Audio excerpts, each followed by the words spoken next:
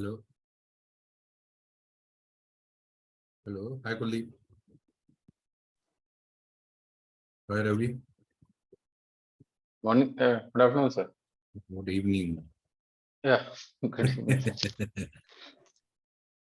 Good evening, sir. Good evening. So generally what will happen, video automatically got uploaded, but the Zoom takes some time to convert. Zoom automatically upload videos on the drive, I think. Maybe or maybe not. Then Aman uploads the video. Generally, Aman look all these things. So if one video not generally, I know he connected something automation like this. If something automation does not work, then he have to do it manually. तो अगर आपको कोई video ना मिले तो generally ऐसा होता है कि सुबह में नहीं आती तो दोपहर तक आ जाती है। कभी कभार ऐसा होता है कि वीडियो अपलोड होने में टाइम लगता है या कन्वर्ट होने में, क्योंकि पहले यहाँ रिकॉर्ड होती है जूम पे, फिर वो कन्वर्ट होती है, फिर वो अपलोड होती है। तो प्रोसेस होता है पूरा। जूम डायरेक्टली वीडियो को नहीं कर सकता कि डायरेक्ट ही भेज दे। वो कन्वर्ट होने में भी थोड़ा टाइम लेता है, फिर अपलोड होने में बैंडविड्थ फिर वो अगेन टाइम लेती है। तो वो ज्यादातर सुबह तक हो जाती है। अगर सुबह तक नहीं होती है तो दोपहर तक तो हो ही जाती है। अगर तब ना हो तो तब फिर अमन फिर उसको मैनुअली करता है अपलोड। ठीक है, अगर कोई वीडियो ना होए करे तो दोपहर तक या एक दिन, मतलब 24 आवर्स का वेट कर लिया करो। कभी कभार नहीं भी होती है क्योंकि ये सब नेट से कनेक्टेड है। तो अगर जैसे मैंने अब यहाँ मीटिंग खत्म करी और फिर वीडियो अपलोड नहीं हुई कल तक, तो ऐसा हो सकता है कि अमन के पास सर्वर है वो सारा, तो अमन का सर्वर नहीं चल रहा हो या मेरा नेट बंद हो गया हो, तो किसी, क्योंकि सब कुछ ऑनलाइन होता है तो उससे नेट से भी इफेक्ट पड़ता है इन सब चीजों पे। तो अगर कोई चीज Okay, अपलोड sir. ना हुए तो एक बार देख लिया करो। जनरली लग जाते हैं 12 घंटे तो मिनिमम लग जाते हैं। उसके बाद मैक्सिमम 24 लगते हैं। अगर नहीं होती है तो उसमें ये होता है कि अटक गई या कुछ और दिक्कत हो गई, ये हो जाता है ज्यादातर। वरना सारी थिंग जो भी है सब ऑटोमेट ही है। तो वो अपने आप ही हो जाती है सारी वीडियो को अपलोड। बाकी शायद अब ये वाली तो हो गई थी, कल वाली हो गई ना, अगर किसी ने देखी हो मुझे मालूम नहीं। हाँ हो गई सर, अभी मैंने चेक किया सर। ये मुझे मालूम नहीं, मैं दोबारा कोई वीडियो, लेकिन अमन सारी सॉर्ट आउट करके रखता है वो सारी चीज। तो हम, एक मिनट, मैं चीजें ओपन कर लेता हूँ इतने, क्योंकि लोगों ने प्रैक्टिस भी नहीं करी है। तो हम बेसिकली आज थोड़ा उस पर डिस्कस कर लेंगे, अर्थक्वेक लोडिंग पे। लाइव लोड पे नहीं जाएंगे, लाइव लोड में बहुत ज्यादा टाइम लगेगा, आपको पूरे एक लेक्चर चला जाएगा, क्योंकि लाइव लोड ही सबसे इंपॉर्टेंट होता है ब्रिजेस के लिए। कोई भी ब्रिज डिजाइन करना हुआ आपका, चाहे वो नॉर्मल ब्रिजेस हो, बॉक्स गर्डर हो, या फिर स्पेशल ब्रिजेस हो, या फिर रेलवे ब्रिजेस हो, सबके लिए सबसे इंपॉर्टेंट जो होता है वो हमेशा लाइव लोड हो। ब्रिज डिजाइन ही हम लाइव लोड के लिए कर रहे हैं बेसिकली। डेड लोड तो उसका खुद ब खुद आता ही है। बाकी जो लोड है वो ऑटोमेटिकली आने हैं, लेकिन हम ब्रिज का डिजाइन किस लिए कर रहे हैं? वो तो लाइव लोड के लिए कर रहे हैं ना, कि ताकि हमारे एक जगह से दूसरी जगह बंदे क्रॉस कर पाए, कि ट्रक मूव कर सके एक जगह से दूसरी जगह, व्हीकल मूव कर सके एक जगह से दूसरी जगह जा सके। तो वो लाइव लोड हमेशा हर ब्रिज के लिए सबसे इम्पोर्टेंट होता है। आप चाहे, और उसी के हिसाब से ना कैरेज वे वेट और ये सब चीजें हाईवे इंजीनियर डिसाइड करता है कि कितनी कैरेज वे, मुझे कितना लाइव लोड क्रॉस कराना है, मुझे 2 लेन क्रॉस करानी है, 3 लेन करानी है, वो सब आपको हाईवे इंजीनियर देगा। तो आपको कभी टेंशन लेने की जरूरत नहीं होती कि भाई मैं कितने वेट का ब्रिज बनाऊंगा, या क्या मैं अपना फॉर्मेशन लेवल रखूंगा। मतलब उसका जो फॉर्मेशन, मतलब आपका जो टॉप होता है, top level of your wearing code, वो होता है FRL बोलते हैं उसे, फॉर्मेशन लेवल। तो उसकी हमें कोई टेंशन नहीं होती, वो सब हमें हमेशा हाईवे इंजीनियर ही देता है। अगर हाईवे इंजीनियर नहीं देगा तो आपको क्लाइंट से या किसी और से लेना पड़ेगा इनपुट। लेकिन ब्रिज इंजीनियर खुद से कभी ये वाले इनपुट अज्यूम नहीं करता है किसी भी ब्रिज में। चाहे आप प्रिलिमिनरी डिजाइन कर रहे हो या आप कोई और सा डिजाइन कर रहे हो, हमेशा या तो आप हाईवे इंजीनियर से इनपुट लेंगे या फिर आप क्लाइंट से लेंगे। या क्लाइंट बोलेगा भाई मुझे तो 2 लेन का ब्रिज चाहिए तो उसके हिसाब से दे दो, या 3 लेन का चाहिए, तो वो हम कोड में से डिसाइड कर लेते हैं डायरेक्टली। लेकिन हम अपने हिसाब से कुछ नहीं लेते हैं कि भाई कुछ अज्यूम कर लें कितनी लेन चाहिए या कितना लेवल रखना है। तो वो चीजें हमेशा पहले से गिवन होती है। यहाँ पे थे, ये रहा, ये, और कोड किधर है? हम थोड़ा डिस्कस कर लेंगे जरा इसके बारे में, अर्थक्वेक लोड्स के बारे में, क्योंकि अर्थक्वेक लोड क्या होता है कि अलग दो तरीके से हम अपने इंडियन कोर्ट्स में अप्लाई करते हैं। अभी तो अर्थक्वेक कोड रिवाइज भी होने वाला है, अभी आजकल मीटिंग्स और वो सब चल रहा है। वो पूरा यूएस आज तो कोड के हिसाब से उन्होंने वो कर दिया चेंज। अभी तक आज तो कोड के हिसाब से चेंज नहीं किया था, इंडियन कोड्स के हिसाब से चल रहा था। जो पुराना बीएस कोड था उसके हिसाब से चल रहा था, 20 साल पुराना जो था। लेकिन अब जो है सब कुछ यूरो कोड और आस्टो कोड के हिसाब से ये अपडेट कर रहे हैं, मतलब कॉपी पेस्ट ही मारते हैं वैसे तो। लेकिन बस रीजन की स्पेक्ट्रल डेटा उठा रखा है इन्होंने, बाकी चीजें कॉपी कर रहे हम्म, हैं। तो उस पे आजकल मेरे हिसाब से काफी मीटिंग हो रही है। बीआईएस जो हमारी ब्यूरो ऑफ इंडियन स्टैंडर्ड्स है, उसके इंटरनल एक्सटर्नल मीटिंग्स हो रही हैं अभी अर्थक्वेक लोड के लिए। तो अगर आपने देखा हो, शायद डिस्कशन भी होता रहता है लिंक्डइन पे बहुत ज्यादा उसके ऊपर, तो काफी लोडिंग बढ़ा दी है। जो हमने अभी, जैसे हम इधर की बात करें नॉर्दर्न रीजन्स की, जो दिल्ली से ऊपर आते हैं, उसमें 1.5 टाइम फोर्सेस बढ़ गई हैं। और जो नीचे रीजन है साउदर्न रीजन, वहाँ सेम है कोड। तो जो पुराने स्ट्रक्चर वहाँ डिजाइन हुए थे वो तो ठीक है, लेकिन जो अब उस पर बहस ये चल रही है कि जो पुराने स्ट्रक्चर डिजाइन हुए हुए नॉर्दर्न रीजन के, उनका क्या, कि वो गलत डिजाइन करें हमने, या फिर तो फिर ये वैल्यूज क्यों गिवन थी कोड में। तो उसके ऊपर आजकल थोड़ी लड़ाई चल रही है काफी कंसल्टेंट में और कोड कमेटी में। तो ये कोड तो ड्राफ्ट हो चुका है, लेकिन चेंज हो जाएगा वो काफी। तो सर तो ये लोग सिर्फ कॉपी पेस्ट करते हैं, तो ये लोग रिसर्च क्या करते हैं? रिसर्च कुछ नहीं करते हैं इंडिया वाले, सब कॉपी पेस्ट करते हैं। चोरी ही करना जानते हैं। हाँ, चोरी अच्छे से करते हैं हम बस। रिसर्च ही इतना करते हैं कि स्पेक्ट्रल डेटा इंडिया का होता है, जो जैसे अर्थ के अंदर जो एक्टिविटी होती है ना, वो सब इंडिया की होगी, और बस थोड़ा बहुत मॉडिफाइड कर देते हैं उन्हें जहाँ कहीं अच्छा लगता है। बाकी जो फॉर्मूले और वो सब है, वो सब कॉपी पेस्ट ही करते हैं, मतलब वहीं से उठा के लाते हैं वो यूएस से। या फिर वैसे पुराना तो बीएस से था, लेकिन अब जो नया चेंज कर रहे हैं वो यूएस के हिसाब से कर रहे हैं, आस्टो के हिसाब से। इतना तो मैंने देख लिया था वो कोड, कि वो अभी जैसे मैं तुम्हें बताता हूँ एक दो चीजें अर्थक्वेक के बारे में। पहले मैं शेयर करता हूँ screen। जो हम पुराना डिजाइन करते थे, एक मिनट, वो हम करते थे उसके हिसाब से। जैसे हम इंडिया में जो डिजाइन कर रहे हैं अभी, वो कर रहे हैं हम capacity based design. Capacity based design में क्या होता है, एक- कुछ डिस्कस कर लेते हैं यहीं पे जो हमने कल करा था। जैसे अब वैसे अर्थक्वेक का बना हुआ है, लेकिन अभी मैं उसमें डिस्क लेके नहीं आ रहा। ऐसे अर्थक्वेक के लिए जो अभी हम इंडिया में डिजाइन कर रहे हैं,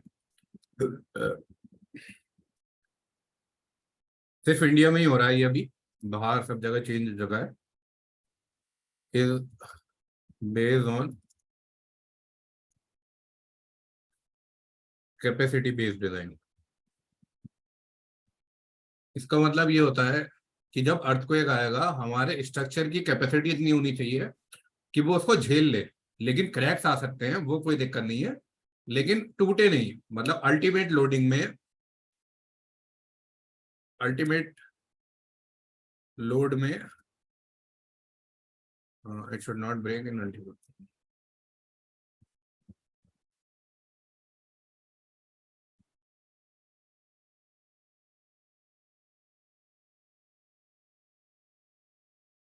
तो जब अल्टीमेट लोड आएगा, जो कॉम्बिनेशन हमारे कोड ने दिए हुए हैं, मैं दिखा भी देता हूँ ये वाला। जैसे सब कुछ अपडेट होगा अभी, बहुत ज्यादा उस पर काम चल रहा है। तो वैसे तो वो पहले आईएएस का करेंगे, मुझे पता नहीं कि ब्रिज में अप्लाई करेंगे, कंसेंटेंट मानेंगे नहीं मानेंगे, उस पर भी काफी लड़ाइयाँ होंगी। लेकिन पहले तो बिल्डिंग्स में अपडेट होगा वो। जैसे यहाँ पे कॉम्बिनेशन है सीज्मिक का, ये हमें अभी लिमिटेड स्टेट में ही दिया हुआ है, तो इसे बोलते हैं अल्टीमेट स्टेट। तो हम सिर्फ सीज्मिक अल्टीमेट स्टेट में ही चेक करते हैं, और इसी का यही मतलब हो जाता है कि कैपेसिटी बेस्ड डिजाइन कर रहे हैं। अब कैपेसिटी बेस्ड डिजाइन का एक और मतलब भी होता है, चाहे मेरा अर्थक्वेक 1 साल में आ जाए, चाहे 100 साल में आए, चाहे 2000 साल में आए, चाहे 10,000 साल में आए, मुझे मतलब नहीं, जब भी आएगा मेरा स्ट्रक्चर जो है गिरना नहीं चाहिए। चाहे वो क्रैक आ जाए, टूटना नहीं चाहिए। मतलब कितने भी क्रैक आ जाए, लेकिन वो अल्टीमेट कैपेसिटी में रहना चाहिए, टिका रहना चाहिए। तो उसके हिसाब से हम डिजाइन करते हैं। यही होता है कैपेसिटी बेस्ड। अब जो जो यूएस, यूरोप और बाकी कनाडा, ऑस्ट्रेलिया जो कर रहे हैं, वो डिजाइन करते हैं परफॉर्मेंस बेस्ड डिजाइन।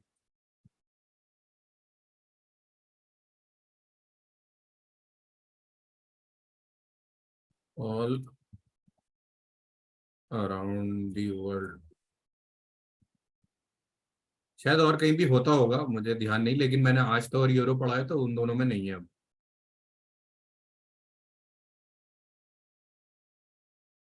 परफॉर्मेंस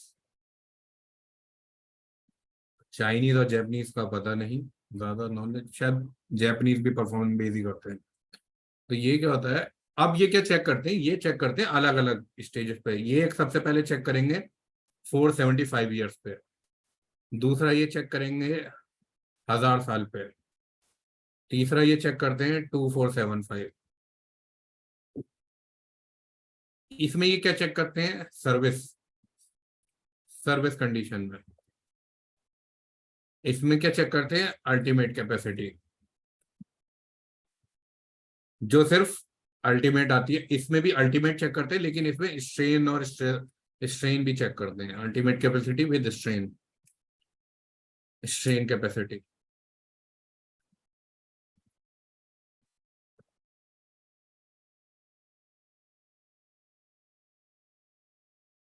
अब इनका क्या मतलब होता है, इनका मतलब ये होता है अगर 475 साल के अंदर अर्थक्वेक आ जाता है तो वो क्या होगा, सर्विस, उसकी सर्विस स्टेज में सरवाइव करना चाहिए। अगर वो 1000 साल में आ रहा है तो वो अल्टीमेट स्टेज में सरवाइव करना चाहिए। और वो अगर 2500 साल में आ रहा है कोई अर्थक्वेक तो वो सब जगह सरवाइव करना चाहिए, मतलब वो कैपेसिटी में भी सरवाइव करेगा, स्ट्रेन कैपेसिटी में भी। तो इस हिसाब से हम अपने रीइंफोर्समेंट और अपनी चीजें एडजस्ट कर लेते हैं कि इससे क्या होता है, इसमें सर्विस स्टेज में हम क्रैकविड चेक कर लेंगे, स्ट्रेसिस चेक कर लेंगे। इसके लिए ये यहाँ पे 475 के लिए जो तो आपका जो हमारा सीजमिक कोफिशिएंट आता है वो कम आएगा बहुत। यहाँ पे क्या है, एक ही सीजमिक कोफिशिएंट आएगा और उसी के लिए पूरा स्ट्रक्चर चेक हो जाएगा। लेकिन इसमें क्या होता है, अलग अलग डिफरेंट 3 टाइप के आपके पास सीजमिक कोफिशिएंट आएंगे, तो तीनों अलग अलग जगह पे हमें चेक करना होगा। अब ये कम फोर्स के लिए चेक करेंगे, ये मॉडरेट फोर्स के लिए चेक करेंगे, और ये हाईएस्ट फोर्स के लिए चेक करेंगे। अगर आपको लिखना है मैं अपना स्ट्रक्चर डिजाइन कर रहा हूँ 1000 साल के लिए, तो आप सिंपल यहाँ तक चेक करके छोड़ दोगे और जरूरत नहीं है इस वाले को चेक करने की, क्योंकि हम उससे ज्यादा जा ही नहीं रहे। कि ज्यादातर हम स्ट्रक्चर बोल देने कि भाई 1000 साल में एक बार अर्थक्वेक आ सकता है। लेकिन अब कुछ होते हैं परमानेंट स्ट्रक्चर, जैसे जो अच्छे ब्रिजेस होते हैं, जैसे होगा केबल स्ट्रिप ब्रिजेस, क्या पता वो ज्यादा टिक जाए। या होती है हमारी टनल्स, या और कोई मतलब कोई तुम्हारे पास कंडीशन लगा दे क्लाइंट या फिर प्रूफ चेकर, भाई मुझे तो इसमें भी चेक करके दो, तब आपको वो तीसरा फिर अपनी इसको ने सीजमिक कोफिशिएंट ये लगा के भी चेक करना पड़ेगा, भाई इसमें भी मेरी अल्टीमेट कैपेसिटी और strain capacity with in the limit आनी चाहिए। तो इसी वजह से ये वाला मेथड ज्यादा अच्छा माना जाता है एज कम्पेयर टू दिस, क्योंकि इसमें तो सिर्फ एक सीजमिक कोफिशिएंट आता है और एक ही कैपेसिटी निकाल के पूरे स्ट्रक्चर को सेव करा देते हैं। इसमें अलग अलग सीजमिक कोफिशिएंट निकालते हैं अलग अलग साल के हिसाब से, और अलग अलग ही हम उनको कंडीशन में चेक करते हैं। ये सर्विस के लिए करते हैं सिर्फ, ये अल्टीमेट के लिए करेंगे, ये अल्टीमेट और स्क्रीन कैपेसिटी के लिए करेंगे। तो ये अब इंडिया में होने वाला है as per the new code. ये पुराने कोड के हिसाब से है जो आपने पढ़ा भी होगा, IS 1893 पार्ट 1, जो सारे कोड है पार्ट 1 पार्ट 2 वो सारे। तो ये अब चेंज हो जाएगा इसमें।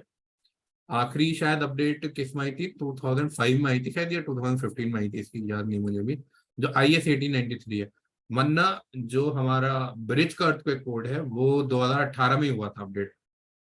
बाकी तो ये 2017 का हमारे पास ये भी है, लेकिन एक दूसरा कोड भी है हमारे पास सीजमिक का, ब्रिजेस का। कुछ नहीं है, वो भी सेम ही है, लेकिन अगर किसी को पढ़ना हो, एक मिनट बताता हूँ उसके नंबर का था, यार नहीं अभी इसी से वैसे तो कर लेने हैं, वो भी है गिवन, मैं बताता हूँ, देखते हैं। तो इसलिए ये पता होना चाहिए, ये कोई भी पूछ भी सकता है, ये सबसे बेसिक क्वेश्चन होता है जो कि इंटरव्यूज में भी बहुत जगह पूछा जाता है कि भाई हम इंडिया में कौन कैसे अर्थक्वेक से डिजाइन कर रहे हैं और इंडिया के बाहर कैसे काम चल रहा है। तो ये सब चीजें बहुत इंपॉर्टेंट होती है।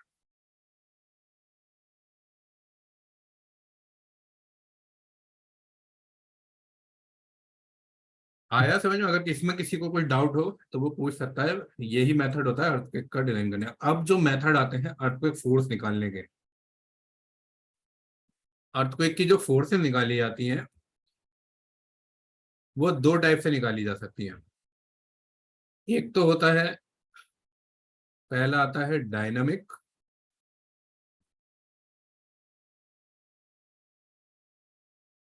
दूसरा आता है स्टैटिक। तो अगर जिन्होंने भी स्टैट में काम किया है, ज्यादातर जो हम स्टैट में काम करते हैं वो कोशिश करते हैं स्टैटिक पे, वो डायनेमिक पे कम कम वर्क करता है, स्टैटिक पे ज्यादा करता है। और डायनेमिक कौन सा होता है, जो हम उसका वो करते हैं रिस्पॉन्स स्पेक्ट्रम एनालिसिस, मतलब हमारा कौन सी फ्रिक्वेंसी पे क्या टाइम पीरियड आएगा उसके हिसाब से हमारी लोडिंग और ये सब चीजें ऐसे अपन जी वो सब डिसाइड होता है, और वो फिर ई हमको टाइप के अंदर सर डायनेमिक पर ही काम होता है तो फिर तो। ई टैप के अंदर हाँ डायनेमिक पे होता है, ई टैप बिल्डिंग पूरा डायनेमिक पे करती है। लेकिन जो स्टैट में होता है वो ज्यादातर स्टैटिक पे है। स्टैट में डायनेमिक लगाने के लिए स्पेशल प्रोविजंस है, वो थोड़ा जब किसी को नॉलेज होती है, लेकिन ब्रिजेस में हम ज्यादातर स्टैटिक लगाते हैं। स्टैटिक क्या होता है, आपको ज्यादा फोर्स देगा as compare to your dynamic. Dynamic हमारे रेस्पॉन्स के हिसाब से देता है, फोर्सेस कम हो जाती है, कैसा हमारा ब्रिज जो है बिहेव करेगा डिफरेंट फोर्सेस की वजह से, तो उस चक्कर में। लेकिन स्टैटिक क्या होता है, वो पहले ही डेड लोड अज्यूम करके रखते हैं उसमें, और चीजें पहले से ही अप्लाई करके रखते हैं, तो हल्की बहुत फोर्सेस ज्यादा आती है स्टैटिक में एज कम्पेयर टू डायनेमिक। लेकिन स्टैटिक हमारा टाइम बचाता है और ठीक होता है, मतलब छोटे ब्रिजेस के लिए हम ज्यादातर हमेशा प्रेफर करते हैं स्टैटिक। और अगर हमें फ्रिक्वेंसी वैकेंसी कुछ नहीं निकालना ज्यादातर, तो हम इंडियन ब्रिज में ज्यादा फ्रिक्वेंसी नहीं निकालते हैं, अनटिल अनलेस वो स्टील के ब्रिजेस हों, जैसे हमारा बोस्टन गर्डर हो गया, या फिर ये हो गया अपना ट्रस ब्रिज हो गया, उसमें जरूरत पड़ती है ज्यादा इसकी। लेकिन डायनेमिक इंपॉर्टेंट होता है आपका सब स्ट्रक्चर फाउंडेशन में, उसमें बहुत एक्यूरेट आपको रिजल्ट मिलते हैं, फोर्सेस मिलती हैं। अगर आप डायनेमिक उसमें यूज करेंगे तो आपकी कम फोर्सेस आएंगी, एक्यूरेट आएंगी, और उसके हिसाब से डिफ्लेक्शन भी एक्यूरेट आएंगे, और डिजाइन भी इकोनॉमिकल होगा। अगर आप स्टैटिक के थ्रू करोगे तो थोड़ा सा कंजर्वेटिव हो जाता है डिजाइन, हल्का सा, ज्यादा नहीं होता है, हल्का बहुत कंजर्वेटिव हो जाता है स्टैटिक में। तो अभी मैं जो आपको सिखाऊंगा वो सिखाऊंगा स्टैटिक मेथड, क्योंकि स्टैटिक बहुत इंपॉर्टेंट होता है। अगर आप कोई भी चीज मैनुअली डिजाइन कर रहे हो, या आपके पास अपनी एक्सेल होंगी, या किसी और की एक्सेल यूज करना चाहो, या अपनी बनाना चाहो, तो वो स्टैटिक के हिसाब से कैसे बना सकते हो वो बता दूंगी मैं। इसका स्टैटिक का फॉर्मूला डायरेक्ट कोड में भी गिवन है, शायद इसी में है, अभी देख लेते हैं। ये रहा, simplified method formula for time period. तो ये इसके थ्रू करते हैं हम, जो अपना स्टैटिक एनालिसिस करते हैं। यहाँ पे क्या होता है, हमको ये टी निकालना था टाइम पीरियड, ये होता है 2√D/1000 ईयर। डी क्या होता है, approximate dead load of super structure and live load in kilometre. तो डी जो होता है टोटल लोड हो जाता है जो हमें अर्थक्वेक में कंसीडर करना, और एफ क्या होता है, एफ वो फोर्स होती है जिसके अबाउट 1 mm का डिफ्लेक्शन आता है उस पियर में जिस पे सुपर स्ट्रक्चर हमारा रेस्ट कर रहा है। Horizontal force in kilometer required to be applied at the center mass of superstructure for 1 mm horizontal deflection at the top of pier abutment for the earthquake in transfer direction, and same will be applied a force at the top of bearing earthquake in longitudinal direction. Transfer direction में CG के around applied होता है, और जो हमारा longitudinal direction है उसमें bearing के अबाउट होता है। तो ये भी पूछ लेता है कोई ना कोई कि भाई कब करते हैं, कितने पे करते हैं। तो ये भी याद रखना होता है जब हम मैनुअली कर रहे हैं तो कितना लेंगे डिफ्लेक्शन, और कहाँ फोर्स लगानी है। तो आपको जब ट्रांसवर्स में लगानी है, ट्रांसवर्स मतलब समझ में आ रहा है, जैसे ड्राइंग नहीं खुली हुई है, मोमेंट मैं ड्राइंग खोल के बताता हूँ। ट्रांसफर्स क्या होता है, क्योंकि ये डायरेक्शन भी पता होने चाहिए, कभी कंफ्यूज हो। एक मिनट,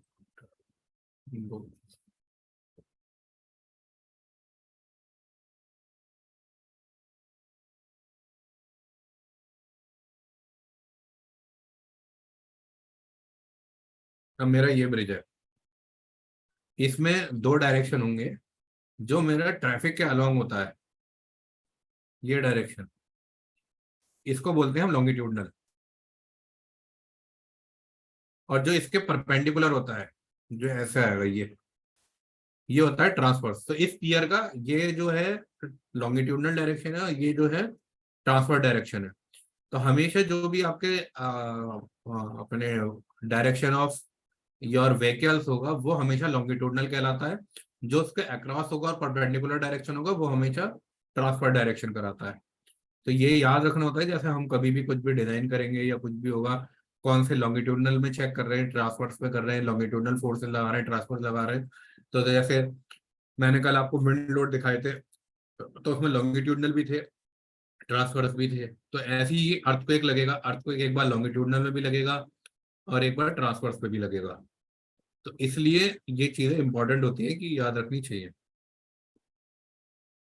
अब इधर आते हैं, अब ये कैसे कैलकुलेट करते हैं, कोड ने हमें बताया कि हाँ हम अब आप देखोगे हमें टी, सबसे इंपॉर्टेंट हमें अर्थक्वेक निकालने के लिए जरूरी होता है, वो चाहिए होता है टाइम पीरियड।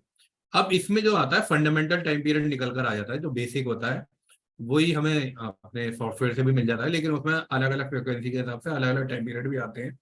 जैसे अलग डिफरेंट मोड्स के हिसाब से, first mode, second mode, n number of modes में आते हैं। लेकिन वो सब हम स्टैटिक में नहीं करते, हम सिर्फ स्टैटिक में हमारा जो भी फर्स्ट मोड है उसके हिसाब से ये सिर्फ फोर्सेस लगाते हैं, हमेशा वही गवर्न करता है फर्स्ट मोड ही। तो अब मैं दिखाता हूँ, जैसे जो अर्थक्वेक की लोडिंग है, पहले तो अर्थक्वेक का फॉर्मूला देख लेंगे। सीमिक फोर्स ये है। अब इसमें भी ये कॉम्बिनेशन होते हैं, जैसे R1 है, R1 मेरा क्या होगा, एक डायरेक्शन में सीमिक फोर्स हो गई, दूसरे डायरेक्शन में प्लस माइनस 0.3 और दूसरे डायरेक्शन का प्लस माइनस 0.3। जैसे लॉन्गिट्यूडनल में फोर्स लगाई, ट्रांसवर्स का 0.3 R2 और R3 क्या है, वर्टिकल जेड कंपोनेंट। तो तीन, अब जो डायनेमिक आता है या स्टैटिक आता है, हम उसमें भी तीन डायरेक्शन में अर्थक्वेक लगाने लगे। लेकिन आपने अगर पहले देखा होगा तो बिल्डिंगों में ज्यादातर दो डायरेक्शन में लगाते थे, एक्स और वाई में लगाते थे, एक्स में, वर्टिकल वाला छोड़ देते। लेकिन अब ये बाद में रिसर्च में साबित हुआ कि तीनों में लगाना चाहिए, कि तीनों डायरेक्शन में फोर्स जनरेट होती है। अब फॉर्मूला क्या कहता है, ये होता है formula f equivalent seismic force to be resisted AH into dead load plus approximate live load. तो डेड लोड तो पूरा लिया जाता है और अप्रोक्सीमेट लाइव लोड कितना लिया जाता है, सिर्फ 20% ऑफ लाइव लोड, उससे ज्यादा हम नहीं लेते हैं, सिर्फ 20% लाइव लोड लेते हैं। अब क्योंकि अर्थ जब आ रहा होगा तो व्हीकल ब्रिज से क्रॉस नहीं करेंगी, वो चाहेंगी कि भाई ब्रिज से पहले रुक जाऊं या ब्रिज को जल्दी से क्रॉस कर दूं। तो इस प्रोबेबिलिटी के बहुत कम चांसेस होते हैं कि 50% या 100% लोडेड हो ब्रिज अर्थक्वेक के टाइम पे, इसलिए यहाँ पे ये पहले ही दी हुई होती है कंडीशन, ऐसा कंसीडर नहीं करते हैं। तो अब एफ ये होता है seismic force, AH dead load plus approximate live load. AH होता है मेरा हॉरिजॉन्टल सीजमिक कोफिशिएंट, इसी का ही सारा खेल है जो कि अपडेट हो रहा है, चेंज हो रहा है, और यही है मेन चीज पूरी अर्थक्वेक में। इसमें अब हमें क्या निकालना होता है, Z/2 I into S/G। Z हमें गिवन होता है, ये हमारा जोन फैक्टर होता है अलग अलग। तो पहली बात तो ये जोन फैक्टर भी अपडेट हो रहे हैं शायद अपने इंडिया के, ये रहे जोन फैक्टर, यहाँ पे भी गिवन है, आप देख देख सकते हो कौन से, ये पहले चार्ट होता है इसमें जोन गिवन है। तो वो इंडिया जो है हमारे 4 जोन में डिवाइडेड है, जहाँ से चालू होता है second zone, third zone, fourth zone, fifth zone. तो जो हमारा दिल्ली रीजन है या नॉर्दर्न रीजन है, ये पूरा का पूरा फोर्थ जोन में आता है।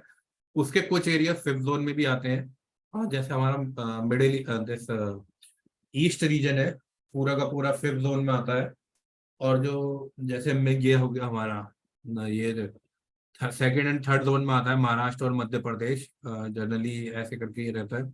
मुंबई के नीचे हल्का सा फोर्थ जोन आता है, बाकी सब फिर सेकंड और थर्ड जोन में ही रहता है। तो सेकंड और थर्ड जोन में ज्यादा दिक्कत होती नहीं है, काफी कम फोर्स आती है। अंडमान लक्षद्वीप में देखोगे तो आप जोन फिफ्थ आ रहा है, लेकिन लक्षद्वीप में देख रहे हैं तो सिर्फ जोन 3 आ रहा है। तो ये सब, ये इन पे रिसर्च होती है इंडिया में कि कौन से जोन आने कैसे आने। ये डिसाइड होता है टेक्टोनिक प्लेट्स की मूवमेंट की वजह से, कि अर्थ के नीचे कैसे मूव हो रही है, और काफी सारी चीजें रहती हैं। तो ये इस पे होती है ज्यादातर रिसर्च, बाकी ये फॉर्मूला तो सब कॉपी कर लेते हैं ये बाहर से। अब जब हम इस फॉर्मूले पे आते हैं, इसमें सबसे पहले हम मैप देख के अपना जोन डिसाइड करते हैं। जैसे अब मैं बोल दूं दिल्ली में है, तो दिल्ली हमेशा जोन 4 में आता है। तो जोन 4 के लिए हमारा क्या है, Z 0.24, और फिर नीचे के लिखा है Z/2, Z/2 इंटू आई क्या है मेरा इंपॉर्टेंस फैक्टर। आई कहाँ पे गिवन होगा, नीचे गिवन है, S/G factor, this is damping, हाँ ये गिवन है। अब ये कैसे गिवन होता है, ऑल ब्रिजेस एक्सेप्ट, ज्यादातर वन तो बहुत ही कम लेते हैं, और जो हमारा इंपॉर्टेंट फैक्टर आता है 1.2 आता है या 1.5 आता है। 1.2 river bridges, flyover, inside city bridges, national state highway bridges, serving traffic near ports. तो ये जो आता है ये बहुत ही कम, वैसे तो लेते ही नहीं है, थोड़ा अवॉइड ही करते हैं, लेकिन जैसे आपके ऐसे रीजन हो गए जहाँ पे ज्यादा हैवी लोडिंग नहीं है, कोई प्लेन रीजन है, वहां पे ये वाली नॉर्मल ब्रिजेस के लिए अपने इंपॉर्टेंट फैक्टर ले लेते हैं। ये इंपॉर्टेंट, फिर ये होते हैं लार्ज ब्रिजेस, या फिर highly effective bridges length more than 1 kilometre, और या फिर आपके रिवर क्रॉस कर रहे हैं, सी क्रॉस कर रहे हैं, या फिर cable stay suspension, those kind of bridges comes into this kind of category 1.5। तो यहाँ हमारे पास क्या क्या मिल गया, अब हमें हमें Z मिल गया, I मिल गया, और ये इन सबको हमें डिवाइड करना था R से, जो कि हमारी डिटेलिंग के वजह से होता है। वो बात की बात है। अभी हमें क्या चाहिए, S/G। S/G जो चाहिए होता है वो आपको मिलेगा टाइम पीरियड से। अब आप नीचे आओगे, जैसे यहां से S/G मिलता है। सबसे पहले होती है कंडीशन। अब ये S/G भी कैसे मिलता है, सॉइल की कंडीशन के हिसाब से, और उसी के हिसाब से हमारा टाइम पीरियड कैलकुलेट होता है, सब कुछ होता है। इसी वजह से हमें अगर डायनामिक कर रहे हैं तो हम एक्यूरेट कंडीशन डिफाइन कर सकते हैं, सॉइल की प्रॉपर्टी डिफाइन कर पाते हैं, उसके हिसाब से जो भी आता है रिजल्ट हमें पता चल जाता है। अब इसमें अगर आपको मैनुअली करना है तो आपको पहले जियोटेक रिपोर्ट चाहिए होगी। ठीक है, उसके हिसाब से देखना पड़ेगा कि मेरा हार्ड सॉइल है, अगर एन की वैल्यू 30 से ज्यादा है, मीडियम सॉइल है, एन की वैल्यू, एन के SPT नंबर्स वो दिया हुआ होता है जियोटेक रिपोर्ट में, और सॉइल टाइप 2 हो जाएगा जो 10 और 30 के बीच में होगा, और सॉफ्ट सॉइल हो जाएगी N = 9। तो जनरली जो दिल्ली रीजन में सॉइल होते हैं वो हमेशा N से 10 के नीचे आते हैं, सॉफ्ट सॉइल अवेलेबल है, फिक्शन पाइल आती है। और जो आपके महाराष्ट्र रीजन है वहां पे या तो वो सॉइल 2 होता है या सॉइल 1 आता है। ऐसी बेंगलोर में भी 1 और 2 काफी आते हैं। चेन्नई में भी सॉइल 1 काफी हार्ड रॉक मिलता है पुनः। तो जैसे अलग अलग एरियाज हैं, वहाँ की जियोटेक हमें देखनी पड़ती है, या सॉइल प्रॉपर्टीज पता होनी चाहिए सब कुछ, या पुराना किसी का डेटा हो, अगर कुछ प्रिलिमिनरी डिजाइन करेंगे भाई क्या कौन सी सॉइल लेनी है। अब मैं अगर इसमें देखूँ सॉइल 3 लेता हूँ, सॉइल 3 में S/G क्या होता है 1+15T। जब मेरा 1 मोमेंट,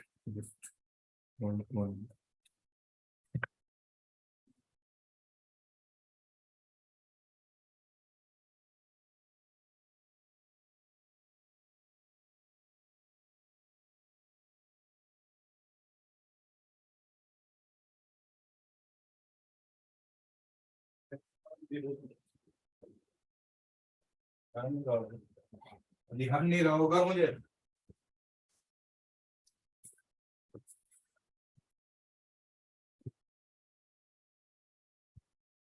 तो अब हेलो, अगर हमें S/G निकालना है तो उसके लिए हमें T चाहिए होता है। अगर टी होता है हमारा टाइम पीरियड ऑफ स्ट्रक्चर, जो कि basic time period of structure होता है, वो भी निकलता है फ्रीक्वेंसी से, 1/f होता है टाइम पीरियड।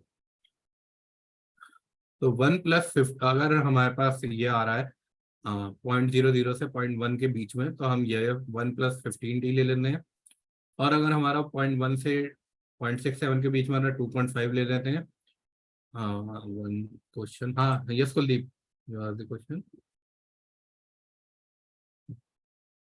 हेलो। हाँ सर, ये अपने टाइम पीरियड के लिए फॉर्मूला लगाएंगे। हाँ हाँ इसमें ये यूनिट लोड के लिए यूनिट डिफ्लेक्शन की फोर्स का वो फॉर्मूला है क्या इसके अंदर? हाँ, मैं बताऊंगा, अभी हम वहाँ पे पहुंचे नहीं है ना।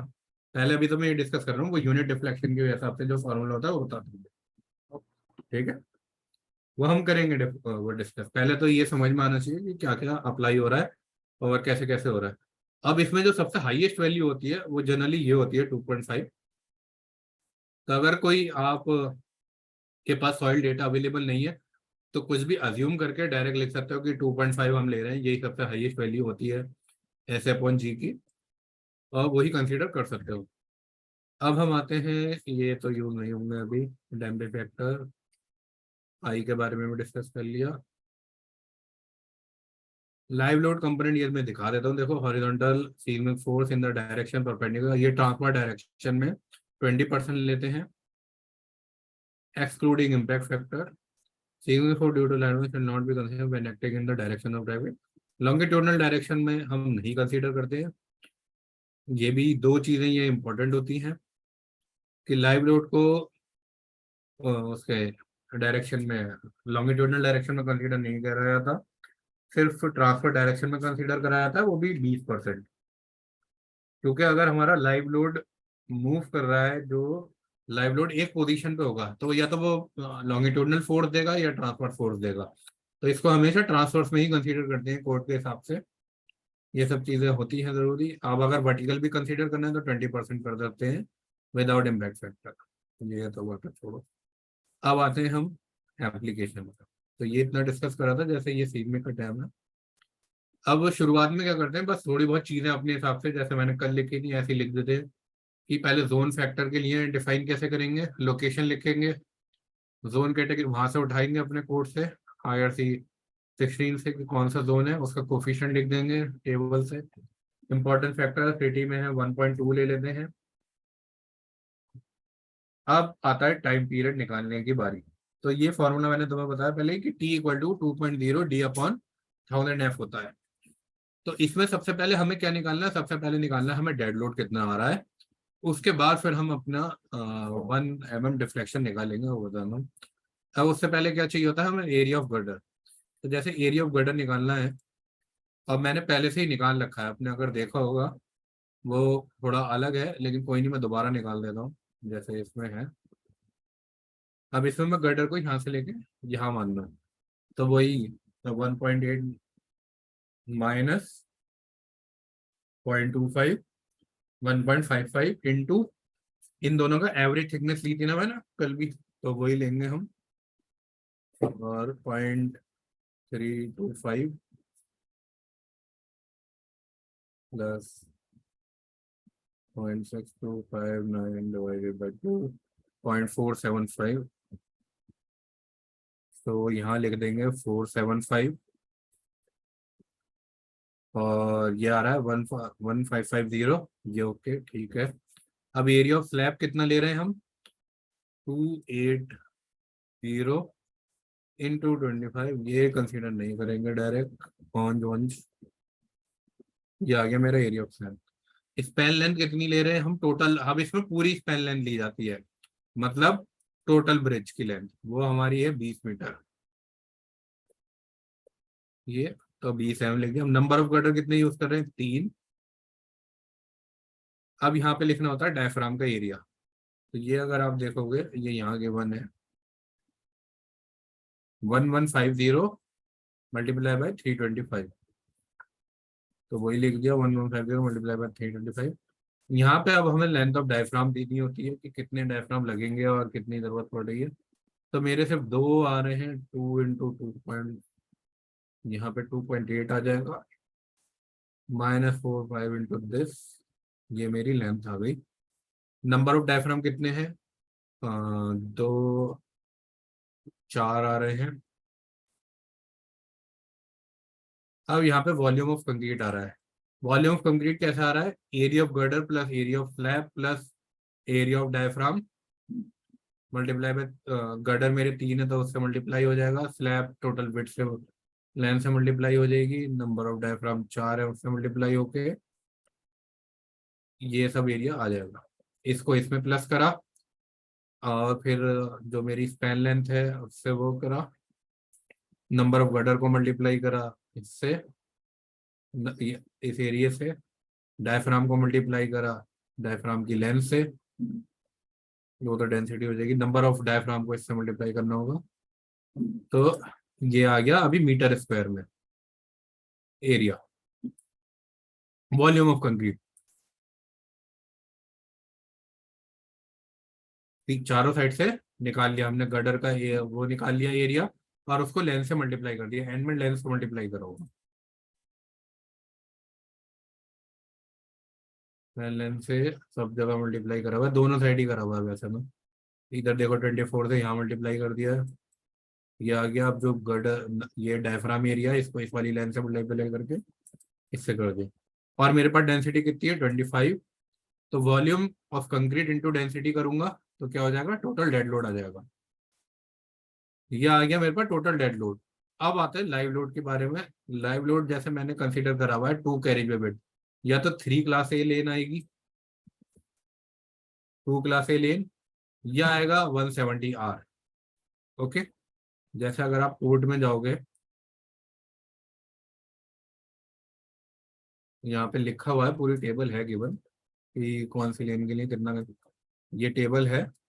जैसे क्लियर कैरेज वे विड्थ, अगर आपकी सबसे पहले मिनिमम जो होती है हमारी 4.25, तो इतनी इतनी तो हमें लेनी है, कोई भी ब्रिज करना है डिजाइन, तो हमेशा इतनी, ये तो मिनिमम है ही गिवन।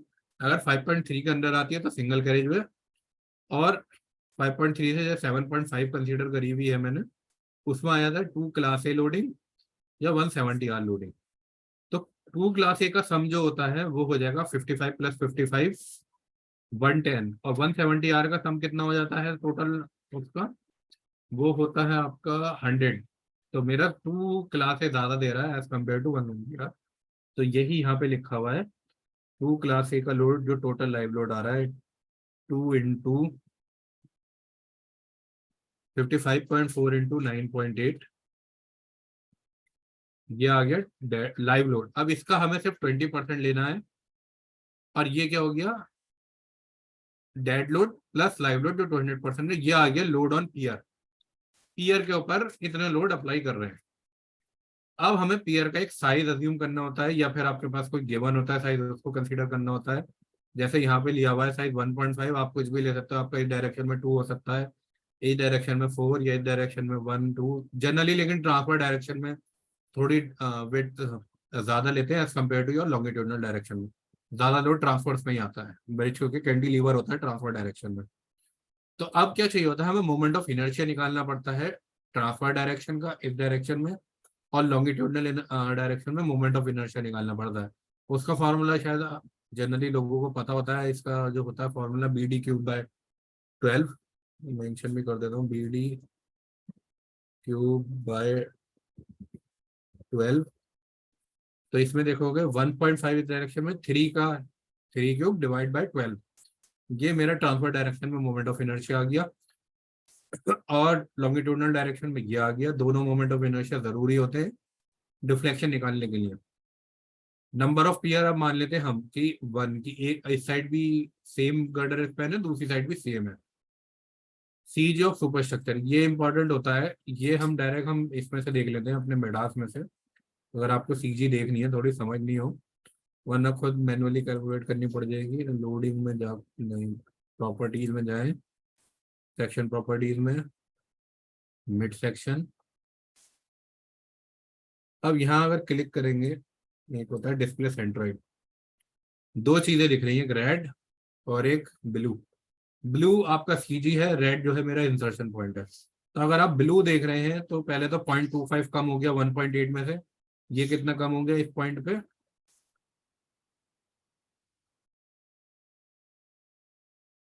0.15। सो 0.25 प्लस 0.15, 0.4 कम हो गया। और अब भी आप देखेंगे तो यहाँ कहीं पे लाई कर रही है इस जगह पे, तो इसको भी मैं अगर अपना 100 mm मान लूँ तो ये करीब आ जाएगा 0.5। या अगर हमें थोड़ा ऊपर भी लगाना है तो 0.4 पे भी लगा सकते हो, कोई इशू नहीं होगा, थोड़ा सा ज्यादा लोड मिलेगा। अगर एक्यूरेट लगाना है तो एक्यूरेट भी, और थोड़ा सा छोड़ना है मार्जिन, तो 1.8, जैसे मैं 1.8 में से माइनस 0.45 करता हूँ, 50 mm ले लेता हूँ, तो 1.35 आ रहा है, या फिर अगर मैं तो 1.3 कर देता हूँ। ईजी इंपॉर्टेंट होती है क्योंकि इसके अबाउट ही हम अपना लोड अप्लाई कर रहे हैं। हमने height of pier plus bearing पहले ही अज्यूम कर रखा हुआ होता है, यहाँ पे हमने विंड में अज्यूम करा हुआ था ना, यहाँ पे हाइट ऑफ पियर प्लस पियर का 6 अज्यूम करा था और बियरिंग प्लस पेडिस्टल आ जाता है 0.5। तो इसलिए height of pier plus bearing आ जाएगा 6.5, इन दोनों को प्लस करेंगे तो ये टोटल हाइट बन जाती है। अब ई फॉर पियर, जो ई होता है model of elasticity for grade this, ये हमें गिवन होता है डायरेक्ट कोड से ही। आप कोड जाएंगे, इसमें गिवन नहीं होगा, IRC 112 में गिवन होता है। तो चाहे तो मैं दिखा भी देता हूँ कोड। यस, स्टैंडर्ड IRC 112, ई हमें हमेशा IRC 112 से मिलता है।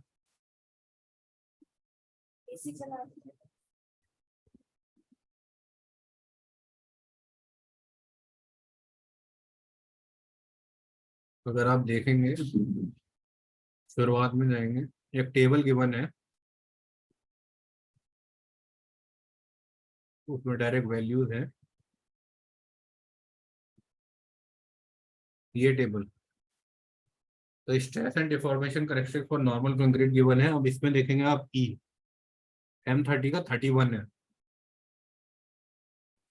तो यहाँ पे थोड़ा और एक्यूरेट निकाला हुआ है 31,186। आप चाहे तो 31,00 भी ले सकते हैं, इतना इशू नहीं आएगा। लेकिन ग्रेड देखना पड़ता है कौन से ग्रेड का है, जैसे 35 या तो 32, 40 या तो 33, 45, 34, तो सबके ये डायरेक्टली मेंशन है, वरना एक फॉर्मूला और होता है। हाँ ये अविनाश क्या कह रहे हो? हेलो। Yes sir. हाँ हाँ अविनाश बोलो। सर हम लोग अभी IRC 112 देख रहे हैं। हाँ क्योंकि ई जो है IRC 6 में नहीं मिलेगी ना, IRC 6 में हम लोग को 112। कौन कौन सा IRC पढ़ना है? आपको बेसिक 2 IRC सबसे इंपॉर्टेंट होते हैं अगर आप कंक्रीट ब्रिज या फिर PCSC ब्रिज डिजाइन कर रहे हो। IRC 6 तो पूरा लोडिंग के लिए है, उसमें कुछ नहीं है गिवन। आपको कोई भी ब्रिज में अप्लाई करना है, कोई भी हो किसी भी टाइप का, चाहे वो स्पेशल ब्रिज हो, चाहे वो अन स्पेशल ब्रिज हो, चाहे आप फुट पेडिशन ब्रिज हो, उसके लिए लोडिंग जो है वो सिर्फ IRC 6 में गिवन है। ओके। तो IRC 6 में सिर्फ लोडिंग है। अब आपको जब डिजाइन करने पर आती है तो डिफरेंट कोड यूज होते हैं। IRC 112 जो यूज होता है वो यूज होता है आपका कंक्रीट और PCSC के लिए। अब IRC 22 और 24 है स्टील और कंपोजिट के लिए है। फिर सब स्ट्रक्चर फाउंडेशन के लिए IRC 78 है। तो जो अलग अलग कंपोनेंट डिजाइन करेंगे तो अलग अलग कोड रेफर करने पड़ते हैं, लेकिन IRC 6 सबके लिए कॉमन है, लोडिंग ही रहेगी। Okay sir. तो इसलिए मैं दिखा रहा हूँ। लेकिन अगर आपको ई वैल्यू लेनी है तो ई वैल्यू यहीं पे डायरेक्ट गिवन है IRC 112 में, यहाँ से आप ई वैल्यू उठा सकते हैं। Okay sir. अब ये हमने लिख दी यहाँ पे ई वैल्यू, ई भी इंपॉर्टेंट होता है। अब हमें चाहिए डिफ्लेक्शन 1 mm। ट्रांसफर फोर्स हमारे पास ये निकाल ली है, ये रही।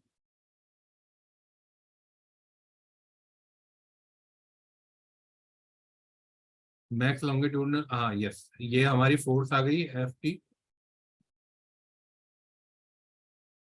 1 mm डिफ्लेक्शन के लिए। तो इसका फॉर्मूला जो होता है ये होता है FL cube divide by 3EI। अगर आप देखोगे तो इसमें क्या करा हुआ है, हमारे पास 1 mm दिया हुआ था और बाकी हमें क्या निकालना है, हमें ये निकालना है, क्या कहते हैं, फोर्स निकाल रहे हैं हम। तो इसको क्या होता है 3I divided by L cube. तो यहाँ पे जो है 3I I45, जो मेरा I45 है ये पहले 1 mm से मल्टीप्लाई करा हुआ है। 3EI क्या है 344 मेरा IE, और I मेरा ट्रांसफर डायरेक्शन में ये आ गया, डिवाइडेड बाय, अब उसको भी मल्टीप्लाई करा हुआ है 38 जो मेरा आ रहा है, हाँ यही है, divided by L cube. L क्या है मेरी लेंथ, लेंथ। जो ये आ रही है height of pier plus bearing, ये आ गई डिवाइड बाय। लेकिन इसमें एक चीज और आती है, एक मिनट, अभी जो हमने पढ़ा था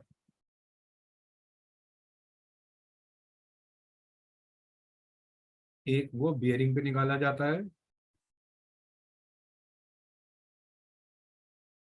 जो ट्रांसफर डायरेक्शन में होगा वो उसमें निकलता है ना।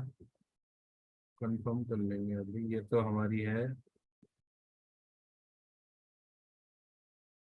बुओयेंसी और प्रेशर के बाद आएगा टेम्परेचर फीडबैक। ये रहा।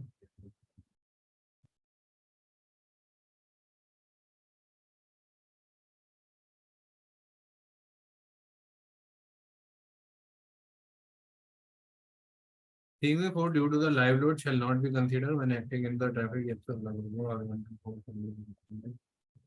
वो कहाँ लिखा हुआ था अभी?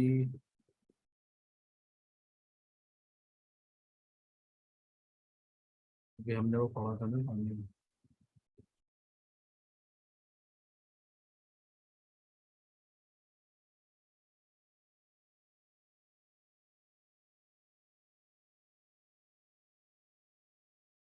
वो तो बात चला गया वो एप्लीकेशन में लिखा हुआ है।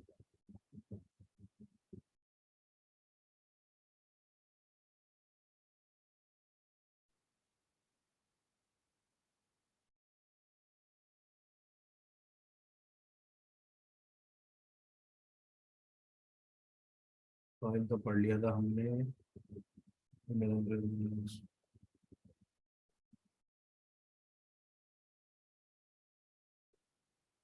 Due to live load can not be considered when acting direction. हाँ वो वहाँ पे लिखा हुआ है।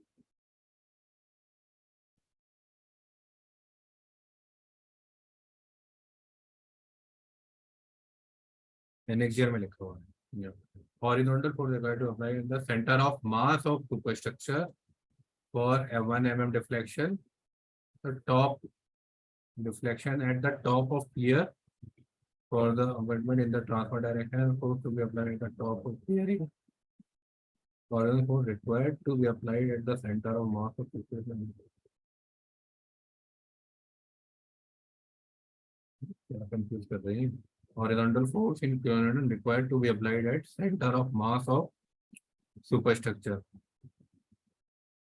for mm deflection or mm at the top of pier of abutment for earthquake and transfer। Okay top of abutment ही है लेकिन अप्लाई वहाँ करनी आती है। ठीक है हाँ ठीक है।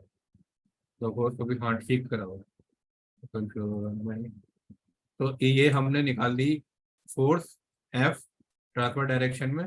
ये निकाल दी हमने लॉन्गिट्यूडनल डायरेक्शन। अब जब हमारे पास ये फोर्स आ जाती है तो हम डायरेक्ट फॉर्मूले में इनपुट कराते हैं ट्रांसफर डायरेक्शन में, जो कि हमारे पास फॉर्मूला ये है 2 इंटू डी अपॉन 100F। तो 2 into d upon 100F। Right जी। हाँ hello yes Rahul deflection basis पे फोर्स बोलो कुलदीप। हाँ ये डिफ्लेक्शन बेसिस पे फोर्स निकालना लिखा हुआ है ना, डेल्टा वी वाला फॉर्मूला जो है। हाँ क्या बोले मुझे सुना ही नहीं दिया जो। ये डेल्टा वी वाला जो फॉर्मूला है ना, हाँ हाँ F2/3EI, हाँ ये कैंटिलीवर के लिए यूज होता है अपना। हाँ हाँ तो हमारे ब्रिज के जो पियर होते हैं सारे कैंटिलीवर ही तो होते हैं। हाँ तो इसमें जो अपन फॉर्मूले में लेंथ यूज करेंगे फोर्स निकालने के लिए, हाँ हाँ वो पियर की यूज करेंगे या स्पान लेंथ यूज करेंगे? नहीं नहीं नहीं नहीं पियर की 6.5 ये वाली हाइट ऑफ प्लस बियरिंग। ये स्पैन यूज नहीं करते। स्पैन तो हमारा सपोर्ट हो रहा है ना, हमें तो पियर के हिसाब से हमेशा टाइम पीरियड आएगा क्योंकि आपका पियर कनेक्टेड है अर्थ से, ना कि हमारा सुपर स्ट्रक्चर कनेक्टेड है। यहाँ एल की जगह हम एक्स लिखने के हाइट ऑफ पियर। हाँ फॉर्मूले में एल की जगह हम हाइट ऑफ पियर लिखें ना, मतलब हाँ तो ये लिखा हुआ था height of pier plus bearing ये रहा। लिखा हुआ तो हमारे क्या वो उसको ले आ रहे हैं स्पान को। कुलदीप थोड़ी आवाज स्लो आ रही है, थोड़ा तेज बोल पाओगे? मैं एल स्पान से समझ रहा था इसलिए कह रहा हूँ। ना ना ना ना पूरा गलत हो जाएगा अगर स्पैन समझोगे तो।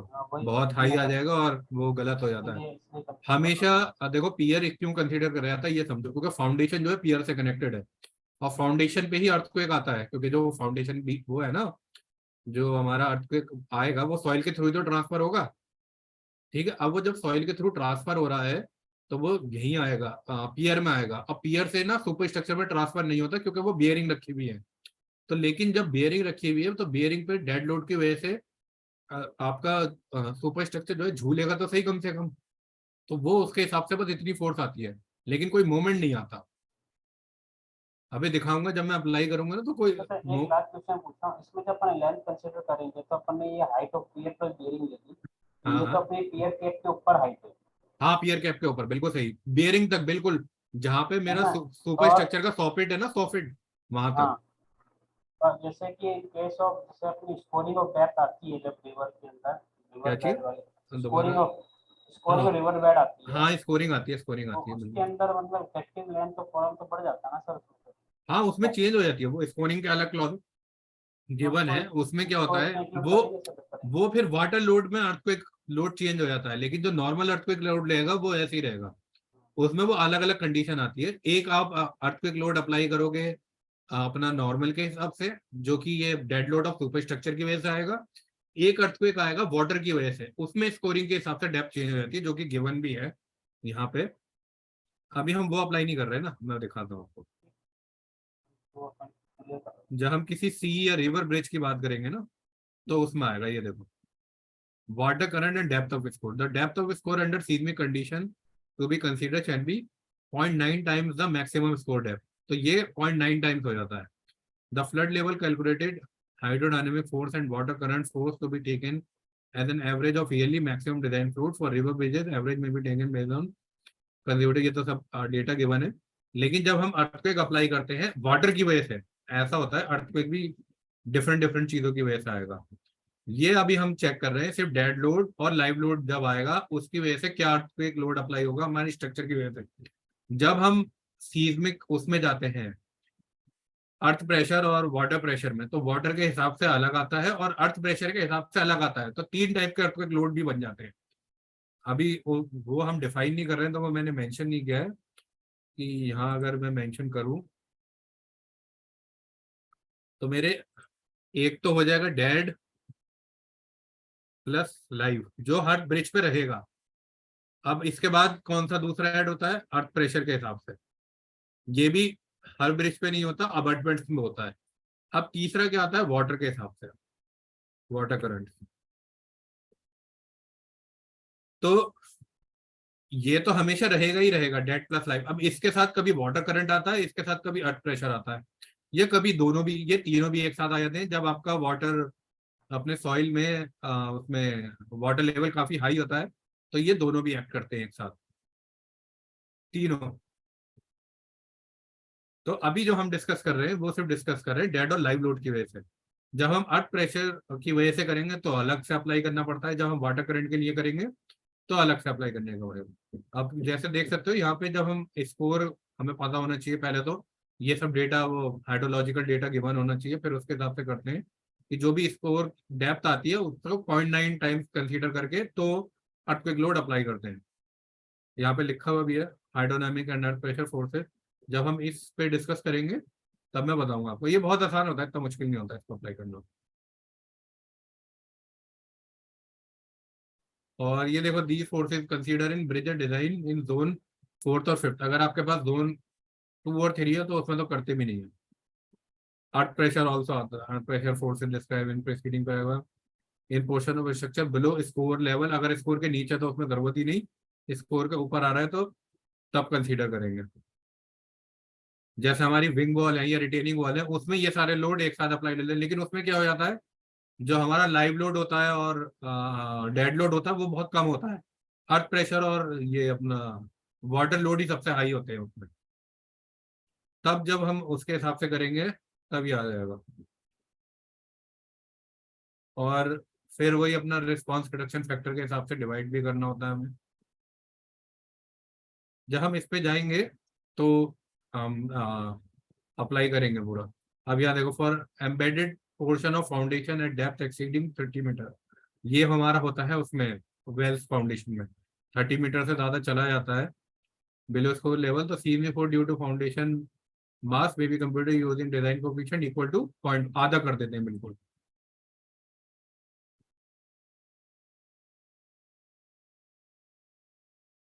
लिक्विफेक्शन भी आता है, फाउंडेशन डिजाइन, ये सब चीजें काफी आती है हमारी इन्वॉल्व।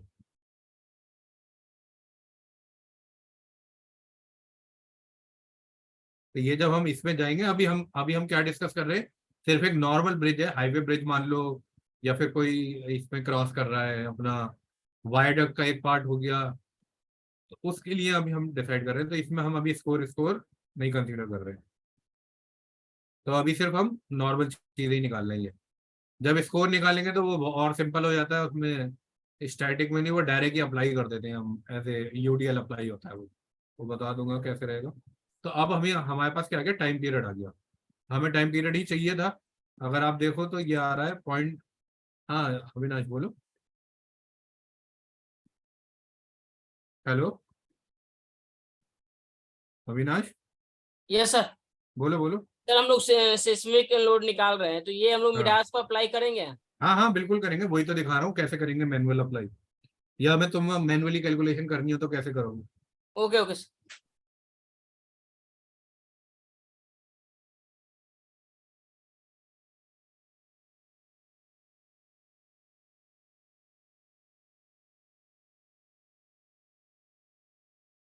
एक मिनट।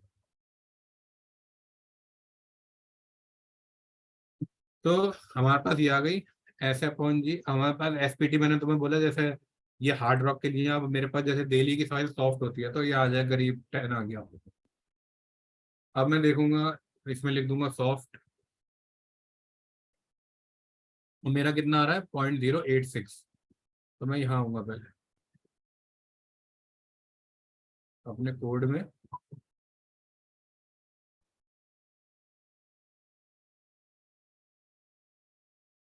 इसमें क्या गिवन है 0.1 से अगर कम आ रहा है तो ये क्या हो जाएगा 1+15T। तो इसके लिए क्या हो जाएगा 1+15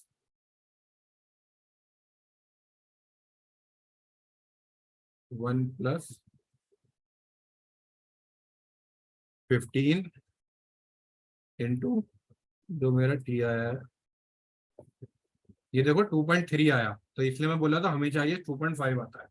और लॉन्गिट्यूडनल में क्या आ रहा है, इससे ज्यादा आ रहा है। इसको चेंज भी कर सकते हो तुम, डायरेक्ट कॉपी तो नहीं होगा ये। बेस्ट ये है कि अपना स्नैप कमांड लो, क्योंकि हाँ वैसे कॉपी कोड होते हैं, उससे कॉपी कर लो तो बेस्ट है।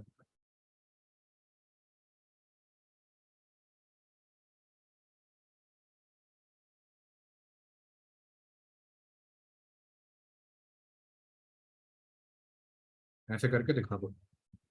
तो अब चीजें पता रहनी चाहिए भाई, जो भी सबमिट कर रहे हैं कहाँ से क्या लिए चीज है और कैसे लिए। अब यहाँ पे 2.5 ही आ जाएगा क्योंकि मेरा जो है 0.1 से ज्यादा है और 0.67 से कम है। डेक जो है आरसीसी का है, मल्टीप्लिकेशन फैक्टर की डैम्पिंग की कोई जरूरत नहीं है, 1 आ गया, सब R1 लेंगे। सुपर स्ट्रक्चर में हमेशा R1 लेना है, कभी भी कोई चेंज नहीं करना है। हमेशा सुपर स्ट्रक्चर जो भी सिंपली सपोर्टेड होंगे उसके लिए 1 आएगा, आते ही हमेशा 1 ही है। तो अब हमारा फॉर्मूला क्या था, Z/2 I S/G divide by R। R1 है तो कोई दिक्कत नहीं, हॉरिजॉन्टल A है, ये आ गया हमारा। इसमें देखो 1.2, ये ले लिया 0.4,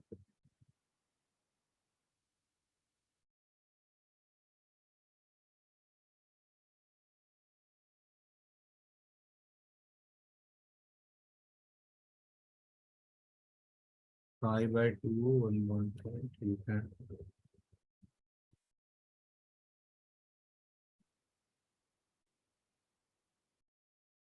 इसको नहीं लेंगे हम, ये आ गया AH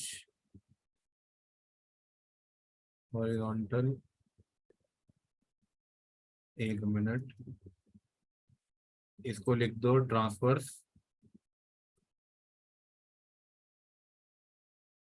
यहाँ पे हॉरिजॉन्टल AH एक को निकालेंगे लॉन्गिट्यूडनल के लिए,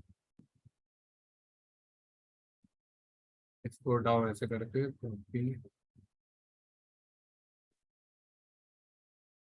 ऐसे कर दो। फिर यहाँ पे क्या मेंशन हो रहा है ये, इसको यहाँ चेंज कर दो। तो ये देखा ट्रांसफर, ट्रांसफर डायरेक्शन में थोड़ा ज़्यादा आ रहा है, लॉन्गिट्यूडनल में थोड़ा कम आ रहा है, मतलब ज़्यादा आ रहा है। ये चीज़ें भी रहती हैं थोड़ी, यहाँ लिख दो लॉन्ग। और ये मेरा वर्टिकल हो गया। वर्टिकल क्या होता है, 2/3 होता है, जो भी हाईएस्ट आ रहा होता है, तो मैं इसका 2/3 दूंगा। अब देखो हमें क्या चाहिए होता है, अभी हम क्या डिस्कस कर रहे थे, लाइव लोड। तो लाइव लोड जो होता है लॉन्गिट्यूडनल डायरेक्शन में तो 0 आ जाएगा, कोड हमारा डायरेक्ट बोल देता है। लेकिन ट्रांसफर डायरेक्शन में कैसे कंसीडर करेंगे, मैनुअली एप्लीकेट कर रहे हैं तो मैंने ये लोड कैलकुलेट करा हुआ है पहले से ही, लाइव लोड में 20% और नंबर ऑफ गर्डर भी गिवन है। अब मुझे चाहिए होता है स्पैन। स्पैन कितना है सेंटर टू सेंटर 19, पूरा स्पैन नहीं लेंगे, सिर्फ सेंटर टू सेंटर, क्लिक और divided by number of girder.